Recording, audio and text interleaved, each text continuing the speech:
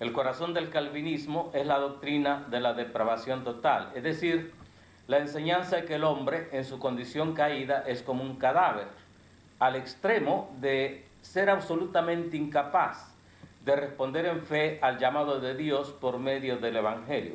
Por lo tanto, según la doctrina calvinista, para que el pecador pueda responder en fe, Dios primero tiene que darle vida, regenerarlo, es decir, hacerlo nacer de nuevo. Esta doctrina es la base sobre la cual se sostienen las otras 4 doctrinas distintivas del calvinismo, las cuales son la elección incondicional, la expiación limitada, la gracia irresistible y la perseverancia de los santos.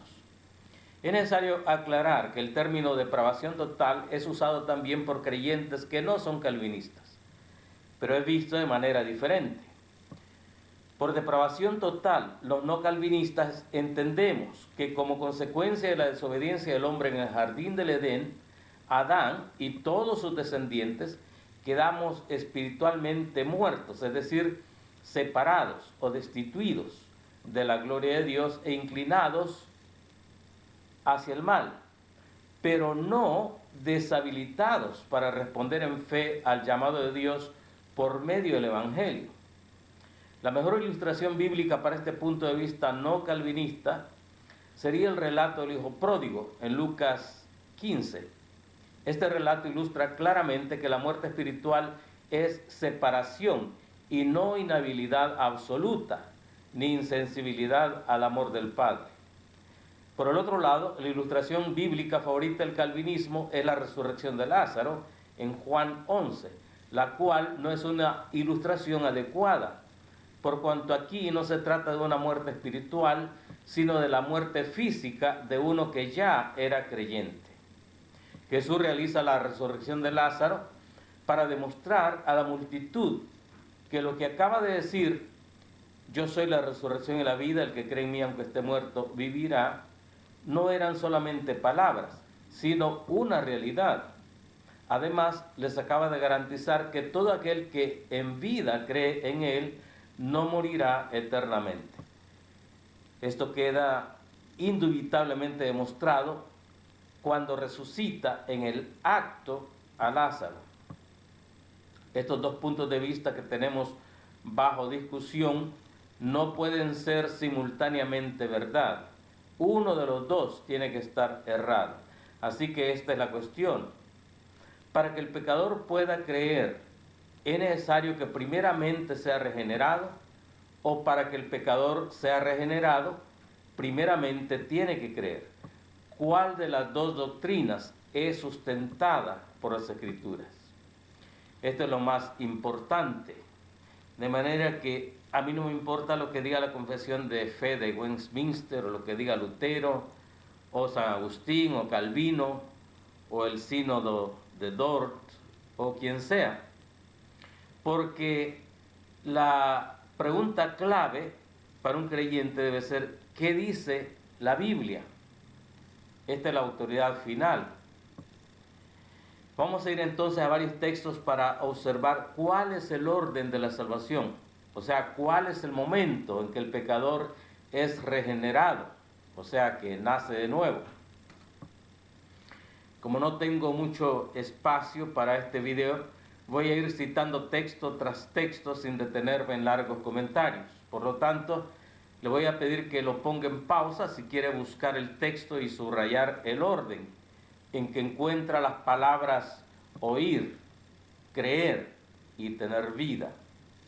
En algunos textos aparecen otras palabras similares como, por ejemplo, entender, convertirse, perdón de pecados, recibir el Espíritu Santo, etc.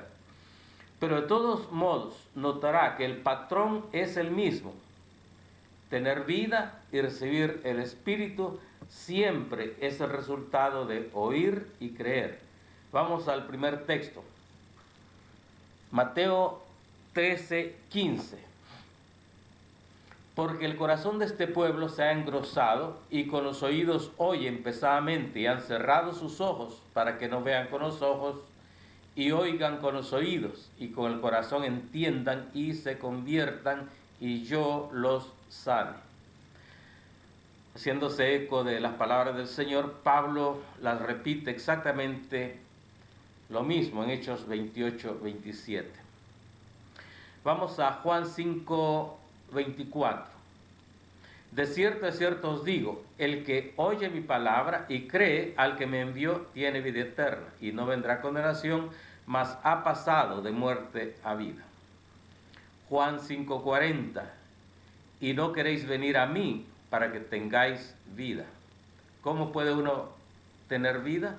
Viniendo a Jesús. Nadie puede tener vida si rechaza venir a Jesús. Juan 20:31. Pero estas se han escrito para que creáis que Jesús es el Cristo, el Hijo de Dios, y para que creyendo tengáis vida en su nombre. ¿Cómo puede uno tener vida en su nombre? Por creer en Él. No dice que primero hay que tener vida para poder creer en Él. Hechos 15, 7 y 8. Después de mucha discusión, Pedro se levantó y les dijo: varones hermanos, vosotros sabéis cómo hace algún tiempo que Dios escogió que los gentiles oyesen por mi boca la palabra del Evangelio y creyesen. Y Dios, que conoce los corazones, les dio testimonio dándoles el Espíritu Santo, lo mismo que a nosotros. Romanos 10, 13 y 14.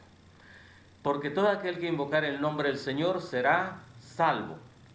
¿Cómo pues invocarán a aquel en el cual no han creído? ¿Y cómo creerán en aquel de quien no han oído? ¿Y cómo oirán sin haber quienes predique?